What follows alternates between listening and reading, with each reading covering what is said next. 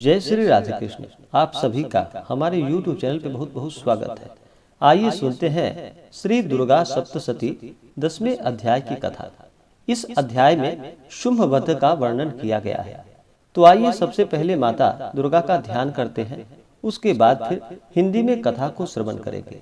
ओम उत्पत हेम रुचिराम रविचंद्र वहनि नेत्राम धनुषर युतांकुशपाशशूलम रम्यैर भुजश्च दहतीं शिवशक्ति रूपाम कामेश्वरी हृदय भजामि धृतेन्दुलेखाम। तो बोलिए प्रेम से दुर्गा माता की जय। मैं मस्तक पर अर्धचंद्र धारण करने वाली शिव शक्ति स्वरूपा भगवती कामेश्वरी का हृदय में चिंतन करता हूँ। वे तपाए हुए स्वर्ण के समान सुंदर हैं। सूर्य, चंद्रमा और अग्नि, यही तीन उनके नेत्र हैं तथा वे अपने मनोहर हाथों में धनुष, बाण, अंकुश, पाश और शूल धारण किए हुए हैं। ऋषि कहते हैं, राजन, अपने प्राणों के समान प्यारे भाई निशुंभ को मारा गया देख तथा सारी सेना का संहार होता जान शुंभ ने कुपित होकर कहा, दुष्ट दुर्गे, तू बल के अभिमान में आकर झूठ मूठ का घमंड न दिखा। तू बड़ी माननी बनी हुई है, किंतु दूसरी स्त्रियों के बल का सहारा लेकर लड़ती है। देवी बोली, ओ दुष्ट, मैं अकेली ही हूँ। इस संसार में मेरे सिवा दूसरी कौन है? देख, ये मेरी ही विभूतियां हैं, अतः मुझ में ही प्रवेश कर रही हैं। तदंतर ब्रह्माणी आदि समस्त देवियां अंबिका देवी के शरीर में लीन हो गई। उस समय केवल अंबिका देवी ही रह गई। देवी बोली, मैं अपनी ऐश्वर्य शक्ति से अनेक रूपों में यहाँ उपस्थित हुई थी। उन सब रूपों को मैंने समेट लिया। अब अकेली ही युद्ध में खड़ी हूँ। तुम भी स्थिर हो जाओ। ऋषि कहते हैं, तदंतर देवी और शुंभ दोनों में सब देवताओं तथा दानवों के देखते देखते भयंकर युद्ध छिड़ गया।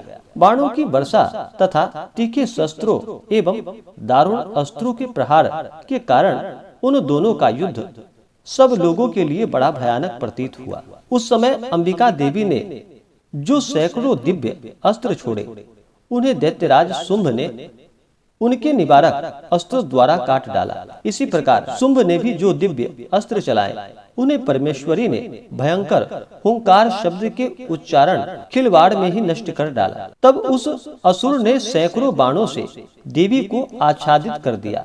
यह देख क्रोध में भरी हुई उन देवी ने भी बाण मारकर उसका धनुष काट डाला।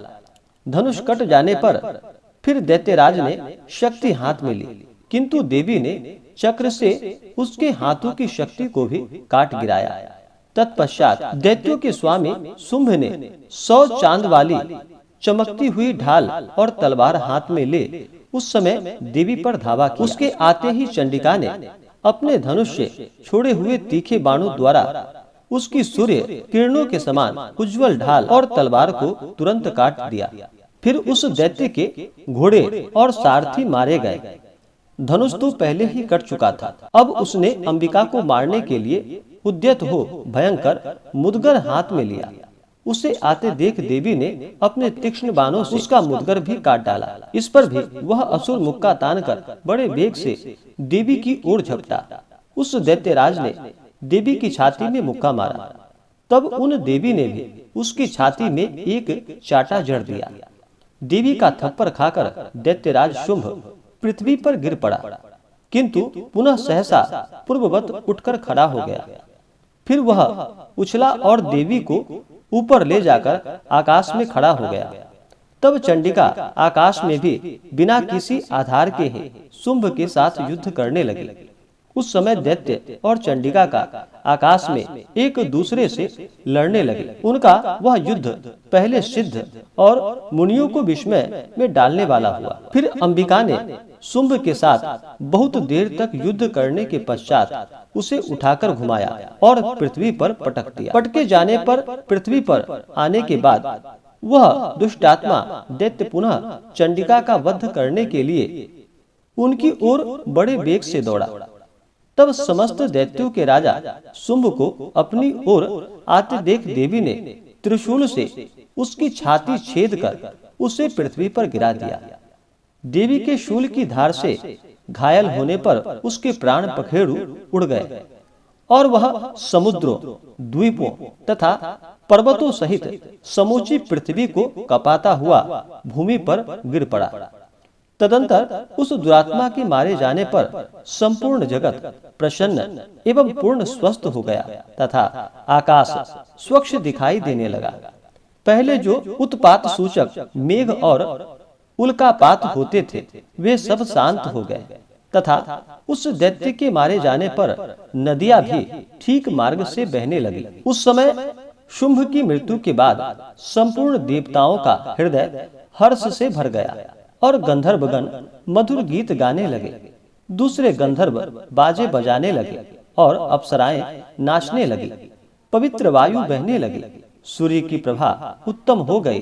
अग्निशाला की बुझी हुई आग अपने आप प्रज्वलित हो उठी तथा संपूर्ण दिशाओं के भयंकर शब्द शांत हो गए। इस प्रकार श्री मार्कंडेय पुराण में सावर्णिक मनमंत्र की कथा के अंतर्गत देवी महात्म्य में शुंभवध नामक 10वां अध्याय पूरा हुआ।